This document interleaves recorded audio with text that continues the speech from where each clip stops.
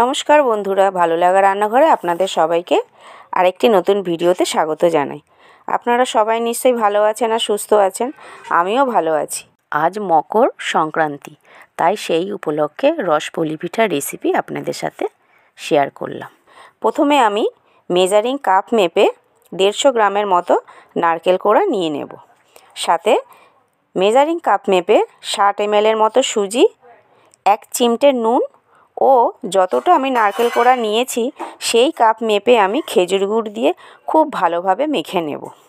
দেখবেন বন্ধুরা, সব পিঠেতে সামান্য একটু নুন দিলে না খেতে খুব ভালো লাগে, তাই না?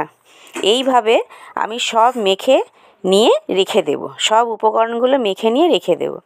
তারপরে কড়াইতে সেই মিশ্রণটা আমি ঢেলে দেব। আমি একদম ফ্লেম লো করেই রান্নাটা করব।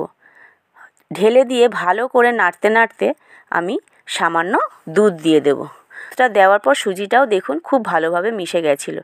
এইভাবে নাড়তে নাড়তে যখন দুধটা শুকিয়ে যাবে, যখন তরল ভাবটা চলে যাবে, তখন ভাবতে হবে যে ডোটা খুব ভালোভাবে তৈরি হয়ে গেছে।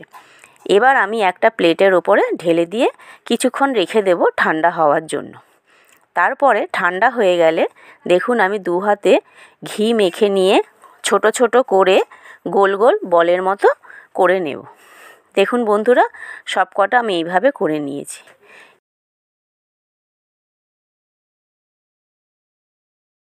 এরপর কড়াইতে 1/2 লিটারের মতো দুধ দিয়ে ভালো করে ফুটিয়ে নেব।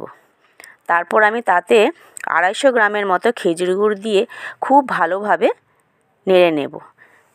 তারপরে রসপুলিগুলি দিয়ে একটু ফুটিয়ে নিয়ে 15 মিনিটের জন্য আমি চাপা দিয়ে রেখে দেব।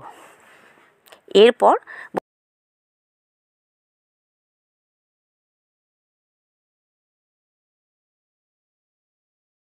বন্ধুরা, আমি 15 মিনিট পরে আসছি। 15 মিনিটের পর এসে আমি একটা বাটিতে সার্ভ করে দিয়েছি। দেখুন, ওখান থেকে আমি একটা প্লেটের মধ্যে কিছুটা রসপুলি নিয়ে ভেঙে দেখালাম। খুব নরমও হয়েছে, তুলতুলেও হয়েছে, আর খেতে খুব অসাধারণ হয়েছে। আপনারা একবার এইভাবেই বানিয়ে দেখুন, খুব ভালো লাগবে। ভালো লাগলে লাইক শেয়ার করে আমার পাশে থাকবেন কিন্তু।